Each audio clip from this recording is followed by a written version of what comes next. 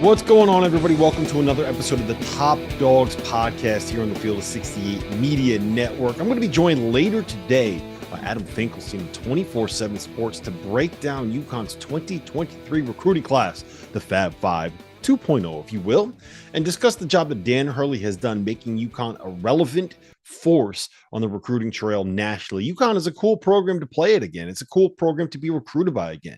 They're going to places like Georgia and Maryland and Washington and pulling in players, elite commits, elite recruits that they weren't able to get even 2 years ago. It's an interesting conversation, one that I do think you're going to enjoy. Before I do, I want to talk about something that I haven't really heard becoming a thing yet, kind of in the UConn space, and that's the idea of Andre Jackson as the UConn point guard. A couple of quick programming notes first. We put together the Almanac, a preview magazine that is 600,000 words, 814 pages. We wrote 1,300 words on every single Division I team. We spoke to every single Division I head coach to put together this magazine. It's $19.99. You can find it in the link below in the description, whether you're watching on YouTube or listening to this in the podcast feed. I would also recommend subscribing to the Field of 68 Daily. It is our daily college basketball newsletter every single day. You get it arriving in your inbox at 8:30 a.m. It's the best thing to read while you're drinking your coffee, and it is a great way to keep up with the sport of college basketball. It costs exactly $0 to subscribe. I will also have that link in the description below. All right, Andre Jackson, UConn point guard. There are a couple of things at play here that I think are important to discuss as we kind of break this down and get into this idea of AJ playing the lead guard role for us. First and foremost, I don't think that this necessarily means that Tristan Thompson is going to be a bust. The transfer coming in from East Carolina, I don't think that he's necessarily going to be like Jalen Gaffney 2.0 or anything like that. He's got good size. He's got good vision. He's 6'5". He can operate out of ball screens. He is a guy that can make, catch, and shoot threes. He's not really a super explosive athlete, though. And he kind of plays with this pace about him, right? He's a guy that has a certain level of finesse to his game.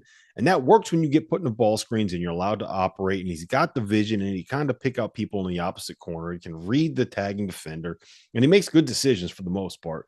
But he's more of a guy that's going to do his damage kind of in the mid-range and in the float game, and someone that is not going to rise up and dunk on you and not going to get downhill and get all the way to the rim when he gets ahead of steam. And I think that's important to know. You know, he is a guy that can make catch and shoot threes really well, actually. He shot 38% on catch and shoot jumpers this past season, according to Synergy, compared to just 34% on pull-ups.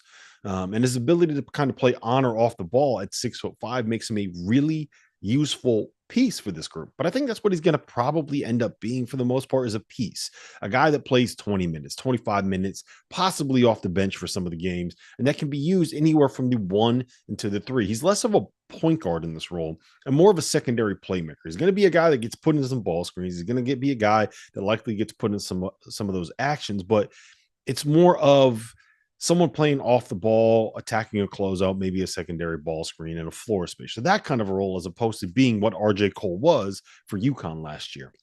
And that brings me to Andre Jackson. Now, there are some legitimate concerns, I think, about putting him as a full-time point guard and putting him in a starting point guard role, not the least of which is his ability as a shooter. Look, I'm not really breaking news when I tell you that this dude's shooting stroke is a little bit awkward and a little bit different looking, right? It's a little bit wonky. He only took 71 total jumpers last season, which was about 2 a game, and just 22 of them were jumpers off the dribble. He's got a weird release that makes it very difficult to kind of turn a corner, pull up off the dribble, and have a good, normal looking shooting stroke. He kind of shoots it low. It's kind of off to the side. He's not built to take pull-ups that are contested, right? That's just not what the stroke is. And if he's in a ball screen and you're defending it, all you really need to do is go under the screen and you kind of blow up the action. You dare him to shoot over the top of the screen, and that's kind of what you want to do if he gets put into a ball screen action. Now, that said, he has terrific vision as a passer. And even if he can be a little bit sloppy sometimes, I think he makes as many highlight reel dimes as he does finding the guy selling hot dogs in the 8th row.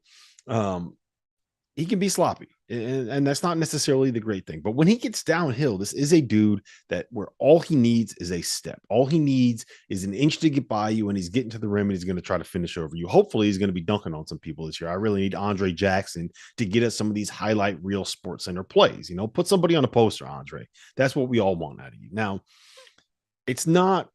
This is not an ideal situation either way, right? Like I think that if we could put RJ Cole, if we could bring him back and put him on this team that UConn has right now with Jordan Hawkins as a sophomore, with what we all think Andre Jackson is going to end up being this year, with role players like Naheem Aline and what Alex Caravan is going to end up being, with a guy that can come in and Donovan Klingon and Samson Johnson that can spell Adama Sanogo a little bit more than they were able to spell him last year. I think that would be the best situation, but that doesn't exist. There's no star point guard on this team this season. I think throughout the season, point guard play in the half court is going to be a constant theme and something that we consistently talk about on this podcast, on UConn Twitter and the Twitter spaces, pretty much anywhere. I think that's going to be something that is consistently discussed. It's just, every team is going to have a flaw. And I think this year that is where UConn's flaw is going to end up showing up the most. I do think that using Hassan Diarra as a change of pace guard off the bench and a backup point guard is going to be something that is a little bit effective and have a little bit more of an impact than those people are giving that credit for. But it's gonna be a thing. Point guard play is going to be a thing, as it is with so many teams across the country this season. But I also think that we need to have a quick conversation about Alabama's 2020-21 team. That year, they went 16-2 in the SEC. They went 26-7 overall. They won the SEC regular season title. They won the SEC tournament title, and they took UCLA on their run from the first four to the final four to overtime and ended up losing a thriller in that game. When people think about Alabama, what they tend to think about is like this Nate Oates system where they get up and down the floor and they shoot a ton of threes and they play at one of the fastest paces in the country. And they do this kind of statistically driven and analytically driven concept of doing nothing but shooting threes and shooting layups and shooting free throws, right? They don't want any mid-range shots. They don't want any pull-ups. And the idea is that Nate Oates has this highly sophisticated, highly modern offense, and that is how Alabama's winning games, because they play at a fast pace and they score a bunch of points. The fact of the matter is the best team that Nate Oates has had at Alabama was great because they finished third nationally in defensive efficiency that season. They were top 30 nationally in offensive efficiency. They won that year because they had one of the best defensive teams in college basketball that season. And so much of that was a result of a guy by the name of Herb Jones. Herb Jones was the SEC Player of the Year in 2021. He was the SEC Defensive Player of the Year in 2021. He was an All-American that ended up getting drafted in this past season, had a really, really impactful rookie year for the New Orleans Pelicans.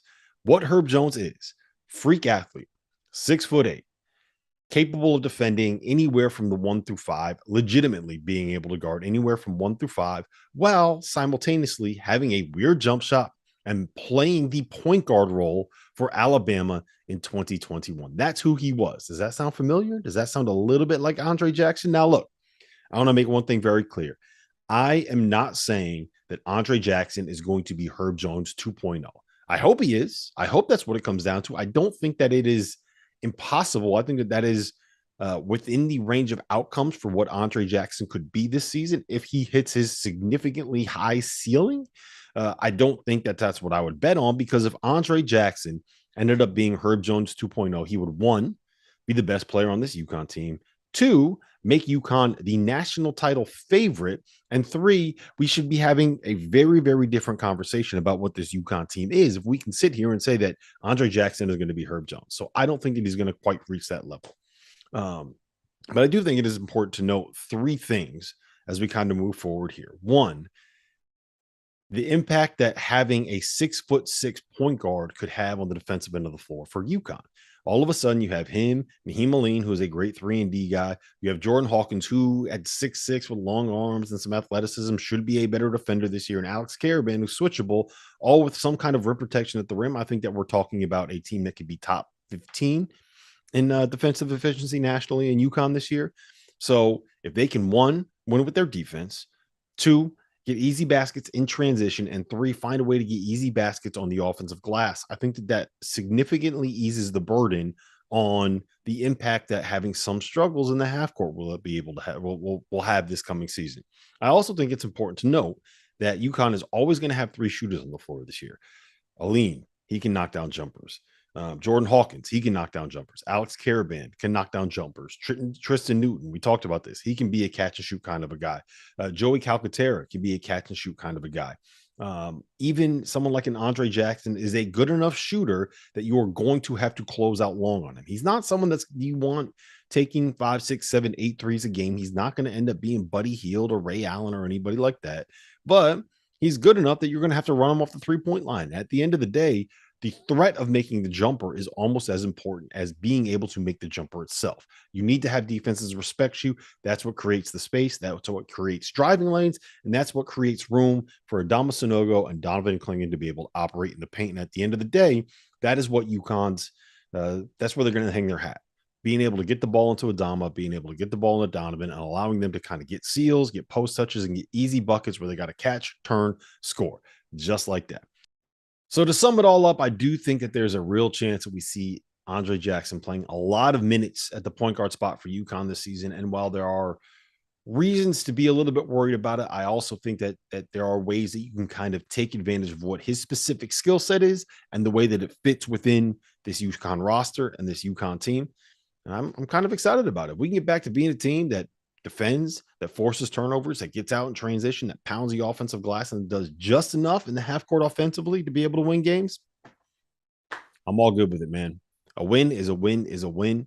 And that's all that I really care about. So without further ado, let's get into the interview with Adam Finkelstein of 24/7 Sports. Breaking news. The Field of 68 has an online store, and it's your one-stop shop for the latest and greatest merch in college basketball and college football. You can find shirts to support your favorite team, make fun of your rival team, or boast Field of 68 catchphrases like Daddy Brad, Cussin' and Discussin', and the Star Heels. Go to www.fieldof68.shop today and enter promo code TOUCHDOWN for 20% off at checkout. Now let me welcome on to Top Dogs, Adam Finkelstein of 24/7 Sports, a man that's been in the grassroots world for a long time and, for my money, the best currently in the college hoops recruiting world today. Fink, what's going on, man? Thanks for being here. Not much. Thanks for having me. So before we get into specifics on the players in the 2023 UConn recruiting class, who they've dubbed themselves the Fab Five, I want your take kind of 30, a little bit ambitious, like 35,000 foot view, top down on UConn's kind of recruiting strategy and where Dan Hurley and his staff kind of stand in the pecking order nationally.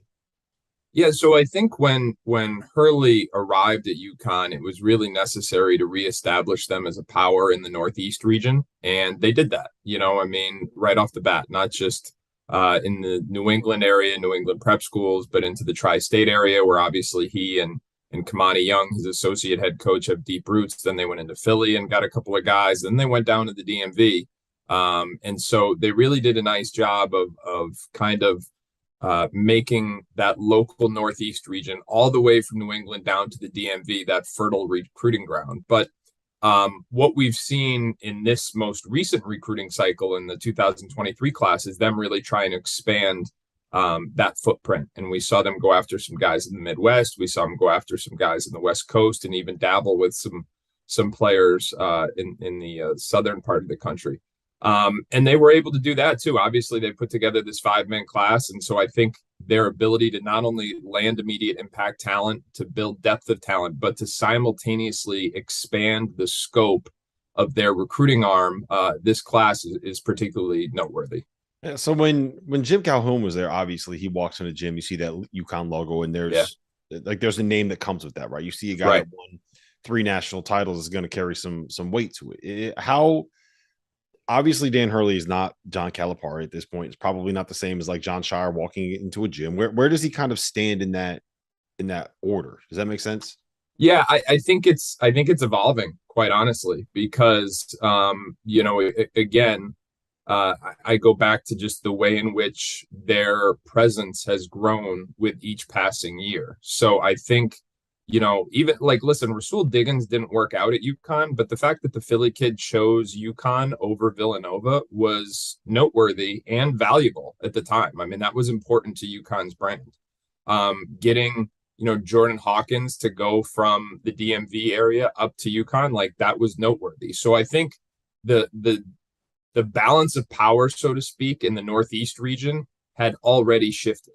And what you see in the last few months is that him going, I mean, now you got Jalen Stewart out of Seattle, chose UConn over Washington. Like that was really, really noteworthy. I think there's some players that they were just ahead of the curve with on the in terms of the evals. Solomon Ball.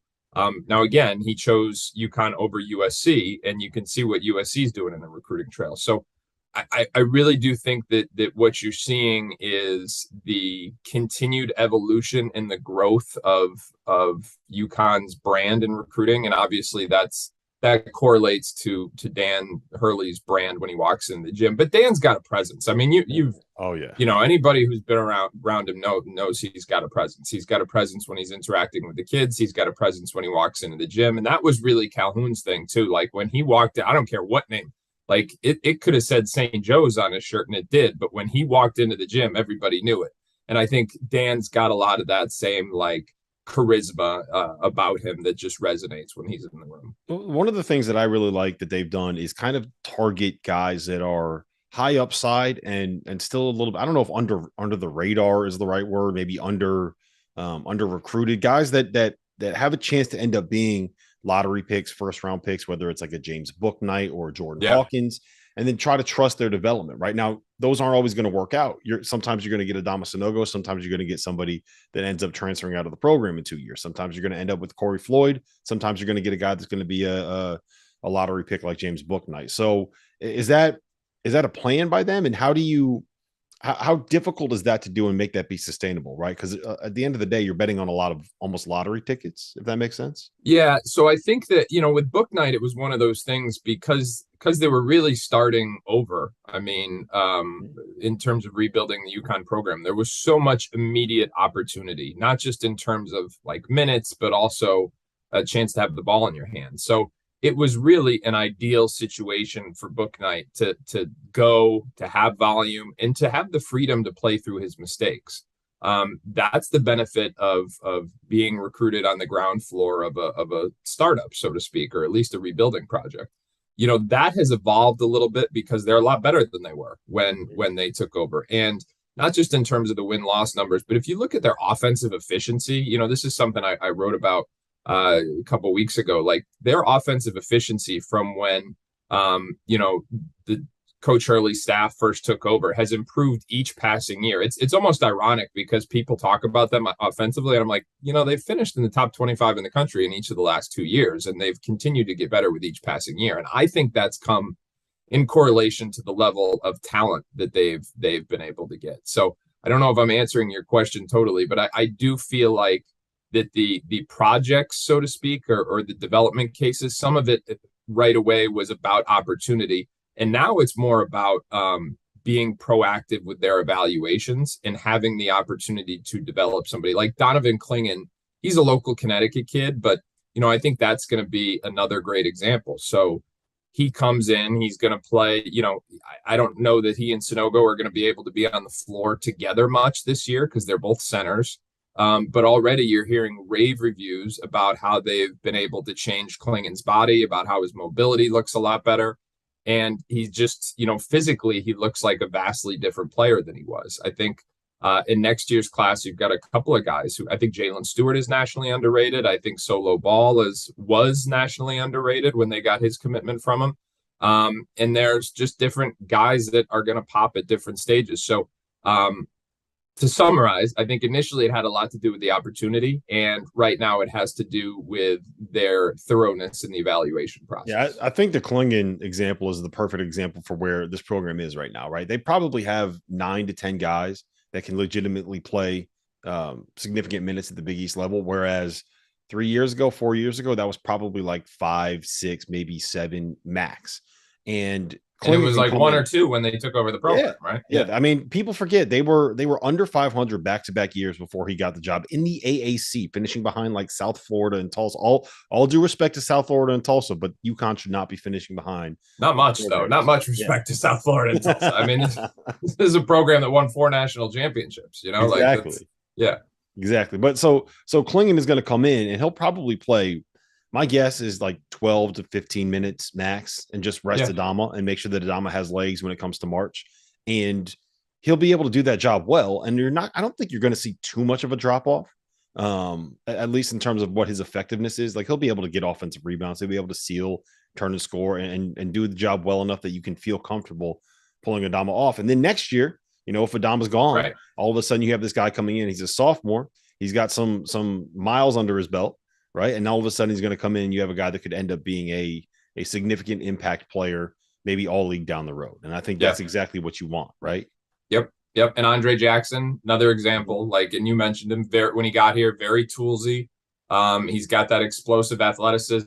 He's got good wing size. He had underrated passing ability, but he was essentially a non-shooter. And it's not that he's a great shooter now, but he's made enough strides with his shooting so that, you know, opposing defenses have to at least, you know, respect him. They at least have to guard him when he's spotting up. And so he's another one that the player development story there has been really notable. I've never seen a player that has a bigger contrast between his good passes and his bad passes. Like with Andre Jackson, it's either going to be a highlight reel or he's throwing it to the guy that's selling sodas in the 8th row. So it's the Bears barbecue thing up on the ramp there at Gamble. That's funny. He'll be fun this year. Yeah, he needs to dunk on somebody. He's so athletic. He needs to actually dunk on someone instead of trying to finger roll it. All right, let's talk about these 5 guys, and I'll let you get out of here. Is it Stephen Castle or Stephen Castle? I think he goes by Steph. You know, nobody goes by Stephen. It's Steph. Yeah, it's Steph. Steph. I don't know if he would have gone by Steph if Stephen Curry didn't become a thing, but right. Steph Castle, 6'6", top 20 kid, coming out of Georgia. He lit it up at what camp was he at a couple weeks ago? He was at the Wooten camp 2 weeks ago in Dallas. He played really well this past weekend. He was at the USA basketball junior national team mini camp in Colorado Springs, and he was very good in that setting too. He was one of the best players in the Under Armour Association. He played for Atlanta Express his whole career. So how good is he? Right, like you hear all this hype, you hear all this talk about him as a 6'6" guy that's a combo. That's kind of what you're looking for in this day. Yeah, he's multi-positional. So in this, you know, everybody talks about positionless basketball, and very few people really play it. They just kind of utilize it as a talking point on the recruiting trail. But Castle is someone who can really embody that, because not only is he 6'6", but he's physically strong with a college-ready body, and he can, you know, he plays with the ball in his hands. For the most part, I think if you look at UConn's class, I think they're pretty committed to giving him that opportunity.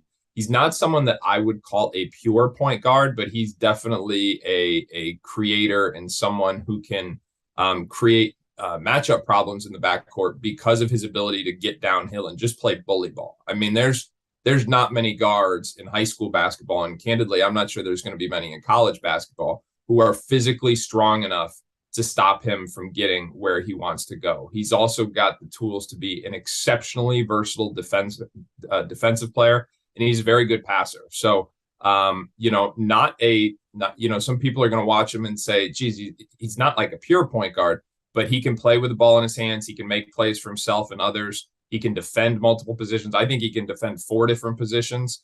And I think that there's just going to be so much versatility with him. He's going to be, you know, he's got a chance to contend for like McDonald's All-American game and stuff like that. So he's and remember, he was the first player to commit to UConn, and he did it really early on. Mm-hmm. And so that gave UConn just some added cachet to build up this class with some real star power, and a guy who's from outside this region down in the Georgia area, although he had New York roots. Yeah, it matters when you get a big name like that from a place where you don't necessarily expect to be getting a player like that for UConn. It matters. All right, you mentioned solo ball a little bit. Baltimore kid, right? Maryland kid. 6'3". I hesitate because I know they're, DC or Baltimore. I'm not. He's from the DMV. I'm not sure exactly which side of that he's on. I don't want to get anybody mad down there. Yeah. But yeah, he's a DMV kid. You got to be careful when you start. Yeah, no, you're not kidding. You're not kidding. Yeah, yeah. All right, but 6'3", scoring guard, top 50. I think he was. I don't know if he was ranked when he actually committed to UConn. No, it's so, and I have admittedly kind of been driving the bus on this. I think because he's a player who last summer, in 2021, we were just coming out of COVID. Peach Jam, everybody was in South Carolina for 2 weeks. He was on Team Takeover, and he was basically, he played up with the EYBL team, even though he was a rising junior. And lefty guard who shot it pretty well, was pretty intriguing, but whose game was based mostly off his skill set. Admittedly, I didn't see him during last high school season. Come back, and in the spring, he joined Team Mello. All of a sudden, he's like a totally different guy. He put on 25 pounds of muscle. He was all over the rim athletically. Like, how some kids wear extra weight better than others? I mean, this kid put on weight, and it just like it was like Peter Parker turned to Spider-Man. I mean, the physical maturation was just nuts. And he continued to make shots. He's got a massive wingspan. Now he's powerful. He's explosive athletically. And so I think a lot of people might have been kind of stuck to that original eval when in reality, what we were seeing was a player who just evolved at a exceptionally rapid rate. And from a historical perspective, like those are the prospects that you want to buy stock on. Like when they're really starting to put it all together, like that, those are the guys that are going to usually pan out long term. Got to keep evolving. That don't lose the skill, right? Yeah, exactly. And he's got to keep evolving as a ball handler and see if he can add a little bit more change in direction. But again, massively long, can make shots, really athletic, and he's a worker. I mean, like hyper competitive worker. So yeah, I think that we've got him in the top 40 now. I was really kind of adamant about that because I just think that, again, his rate of improvement over the last year has been just really impressive, and it makes you want to buy stock long term. You mentioned Jalen Stewart from Garfield High School, I believe, out in Seattle, which is one of the powers out there in Seattle. Seattle's a great basketball city for people that don't know. Top 75-ish kind of a kid. I know that the staff is very high on him and thinks he's probably better than that. 6'6" wing. What do you see him being? So I think that he was one of the most under-recruited prospects in the country. I think when UConn jumped in, it was in like June, and he was a kid who had like the early Arizona offer. He had an early Washington offer. I think a lot of people just assumed he was going to end up at Washington. But he's 6'6 plus, and he's like a thicker, big-bodied kid, but highly skilled. I mean, you go watch his best plays from EYBL. And he makes every type of shot there is, every range, every different kind of sequence. The thing with him is going to be, just maximizing that conditioning. And once he gets a little bit of a more consistent killer instinct and he gets into the best shape he's been in, I think his game's going to go to a different level. And, to our earlier point, I mean, in terms of getting a killer instinct, I think he's playing for the right guy. And we've already talked about what they've been able to do from a strength and conditioning perspective with guys like Donovan Klingon. You do those two things to Jalen Stewart, and there's going to be a whole lot of people just kind of kicking themselves on the West Coast that they didn't kind of pursue him harder than they did, quite frankly. So Jaden Ross, another 6'7" guy, another athletic wing. He's more of like a top 150 guy, probably someone that's going to be there 2, 3, maybe 4 years. Yeah. What do you think of him? Yep. He is very toolsy. He's got an upside. They're gonna be. It's another one where I think this is a testament to the thoroughness of their evaluation process and also the faith they have in their player development. Because he's a late bloomer. He grew late in high school. He's grown something like 4 inches in the last year. He's a good athlete. He's got shooting potential. He's got a good feel for the game too. Just usually makes the right play. What I really like about him is he plays with, this is like a geeky basketball term, but he plays with like great economy of motion. Like if he can get from spot A to spot B in 2 big strides, whereas most guys would take 5 little strides, he's going with the 2 long strides. So he plays as long as he looks, and he's a really intriguing long-term prospect. I think he's going to require a little bit more patience. But he's made another guy who's made massive strides in the last 2 years and has got very versatile tools that could be developed. So, come in, play a role, get developed next year, but then potentially as a sophomore or junior, be ready to step into a much bigger role. I think what you'll see is him take on a bigger role with each passing year. As long as he's willing to kind of stay the course and not skip steps, he's someone that could really pan out down the road. And it wouldn't be a UConn class if you didn't have a big 7-footer in there. So Yousef Singare, who I believe plays at Our Savior Lutheran, right? Yep. He's a New Heights Lightning, Our Savior Lutheran kid. He was at Upper Room Christian in Long Island last year. But he's an athletic big. He's an athletic big who can really run, gets off his feet, can be, lob threat, vertical spacer, can block shots. But the other thing he can do is he can move his feet laterally. So I think he's going to be able to guard pick and roll. And he's got like a nasty streak to him too. So he's a little lean. He needs to build up his body, but like athletic, mobile, hyper competitive. So I think in terms of, what's required from the modern day center position, being able to protect the rim, being able to guard pick and roll, being able to go up and be a lob threat. He's going to check all those boxes. And the other thing that's really interesting is he's like the ideal complement to Donovan Klingon, because Donovan's just such he's a skilled guy. He's not overly mobile, but he's massive. So the opportunity to kind of throw that change up down the road where you go from Klingon to Singare up front, I think is going to be a really valuable weapon for Coach Hurley and the rest of the staff. He posted a clip, I think like 3 weeks ago on Twitter, of him blocking someone's shot and then standing over him and staring at him from EYBL. And it was like, should I have talked a little bit more shit or no? And I think he ended up. Is that what he said? That's what he posted? I can't remember what he said, but he was like, what should I have done here? And my response was, you probably should have talked a little bit more and let him know. And then he ended up believing the tweet. He's got that in him, man. He's got that. And again, like that's, UConn has kind of got that in them, they've got an edge to them and that starts from Coach Hurley and it resonates on down. And Singare is a guy that's got to keep developing. He's got to develop his skill set away from the rim. He's got to develop a reliable post move, or at least a jump hook.